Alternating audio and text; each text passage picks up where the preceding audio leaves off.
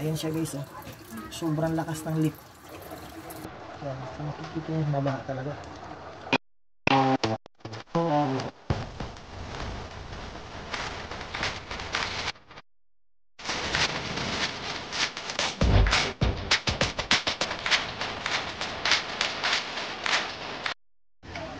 Magandang hapon guys. Meron naman tayong ayusing automatic washing machine.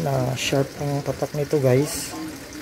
Bali yung wash okay naman siya. Nagkakarga siya ng tubig, kompleto naman. Tapos ang problema nito guys, pag nagda-dryer or nagdi-drain siya, is yung malakas yung leak sa ilalim. Bumabaha. Ito guys, ayan, bumabaha siya. So yan yung bibigyan natin ngayon ng solusyon para maipakita ko sa inyo kung saan yung pwede natin ayusin. So abangan nyo na lang guys yung gagawin natin. So ito, nagpakarga pa tayo ng tubig. So ito guys, i-drain na natin.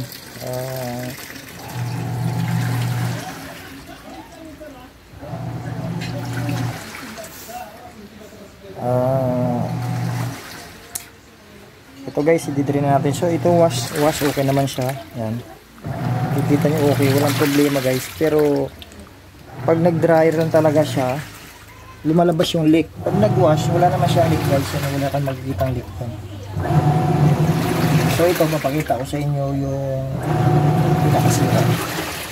So tika lang, i-dryer natin. Ang mangyayari to guys, during kung ma-experience nyo to, pagka sa rinse saka sa dryer, yan dyan sa lalabas pinakasira. So i-drain na natin.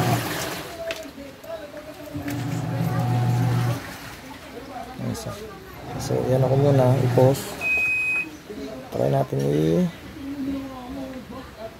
i-spin. Off pala natin guys muna, reset. Kasi i-dryer natin. Ayan, then start. So yan guys, nagdi-drain na siya. Ayan, titingnan natin sa likod kung saan ang gagaling yung leak. Ayan siya guys, oh. Sobrang lakas ng leak. Ayan, so makikita nyo, mabaha talaga. Sorry mga ako na damo kasi ayan, sobrang lakas. So ito, so dalawa yung sira niya. Ito guys, may leak din dito. So ano muna natin ito, pigilan muna. Tapos yun, dalawa yung leak niya. Ito, yan, tsaka dito. Oy, okay, sige. Yan guys, yan. So ubusin muna natin itong tubig para makapag-repair kasi ito siguro isisilan ko na lang to. Yan, kasi medyo dukutin siya, pero pwede rin naman siyang palitan. Pero kung wala kayong pampalit guys, yan, nyo na lang, isilant nyo na lang to. Yan, oh.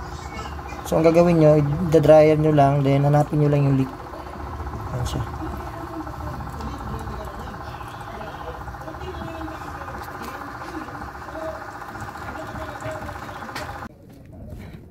Ay, pagas.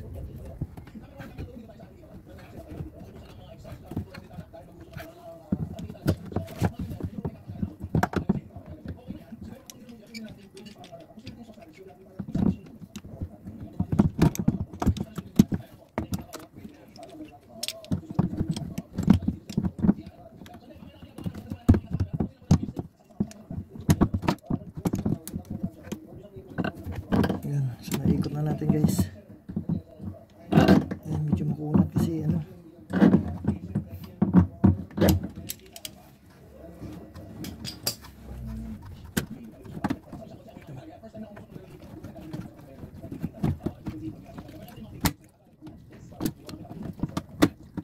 so yun guys, ito yan, kaya lakas ng leak. So papalitan natin to. Makikita natin.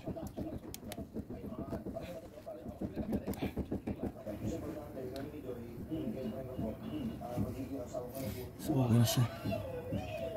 So ito guys, galing dito ng Sharp. Yan, nagpalitan natin. So ito ibabalik na natin.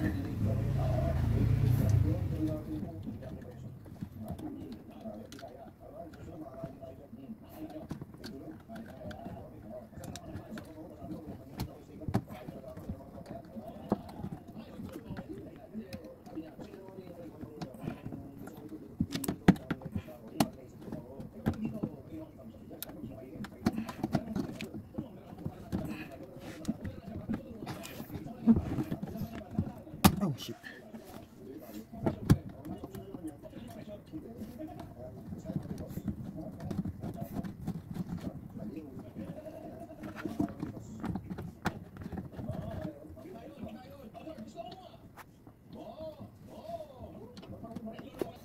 So ito guys, may pampalit pala tayo ito. Hindi na natin to sealant.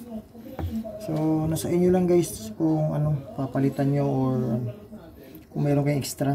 Kung wala naman, di isisilant na lang. Pero ako mayroon kasi akong spare. Yan. So ipapalit ko to doon. Yan, dyan siya.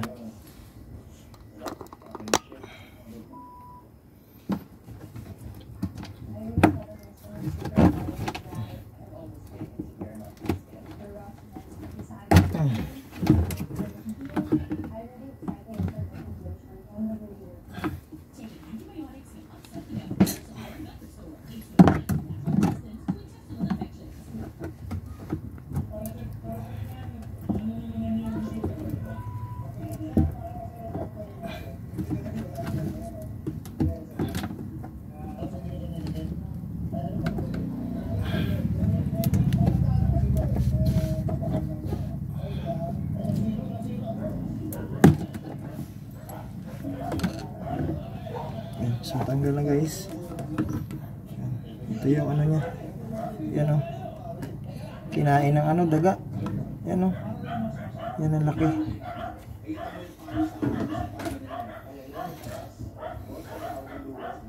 So ito okay na siya. Papalit natin to.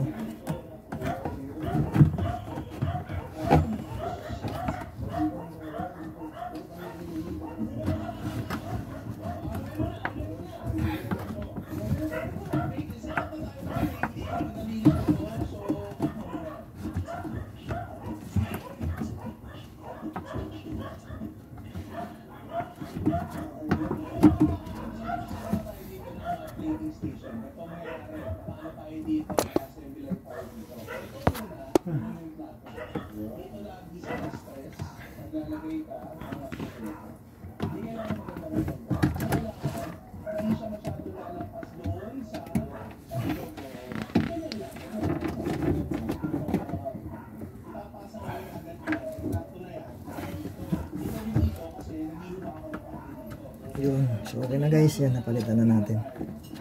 Ayan siya. So magtatanong kung ano to guys, kasi overflow pagka sumubra yung tubig sa taas, sumubra dun yung tubig sa tab, ito pag umapaw dito siya dadaan, bababa dito, din diretso yan dyan. Tapos syempre pag mag drain, bababa yung tubig, papasok din dito yan pag may butas, so maglilik talaga yan. So yan guys, wala na siyang so try natin tong spin dry. Kanina kasi sobrang lakas ng tagas eh. Yan.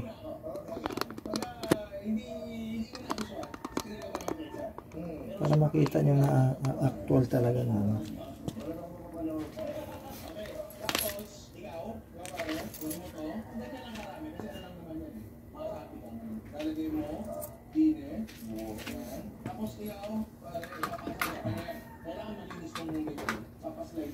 yan, para nakita nyo na yan, water level.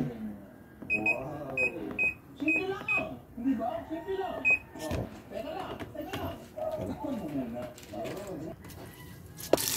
Ayan, so guys, makikita nyo nagkakarga talaga siya.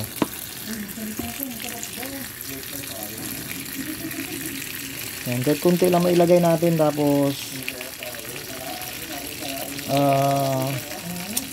tawag nito, kahit kunti lang tubig, tapos i-drain. So yan, kita nyo na may tubig na. Ayan, nakarga na natin mga kahit kunti lang.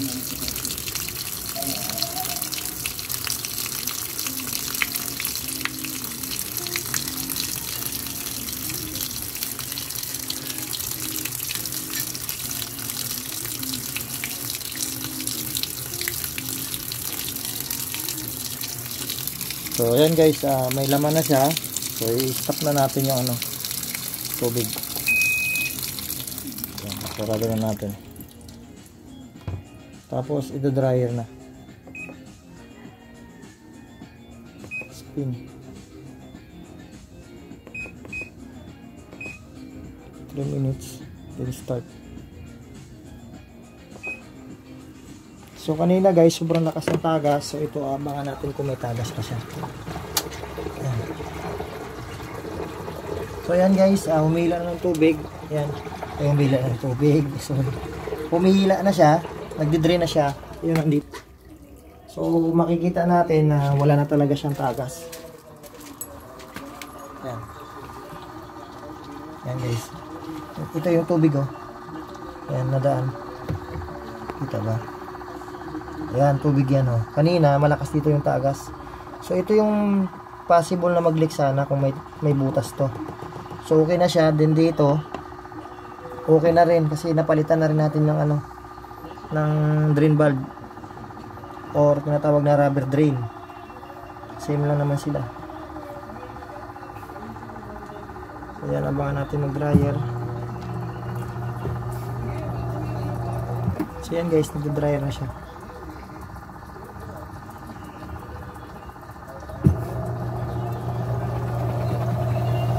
So okay na siya guys. Maraming salamat sa panonood guys. Sa mga baguhan dyan, huwag kalimutan mag-like, mag-subscribe na rin para updated kayo lagi sa video natin na gagawin, and mag-share sa post natin para marami pang makakita ng ating video. So maraming salamat guys. See you next video. Bye.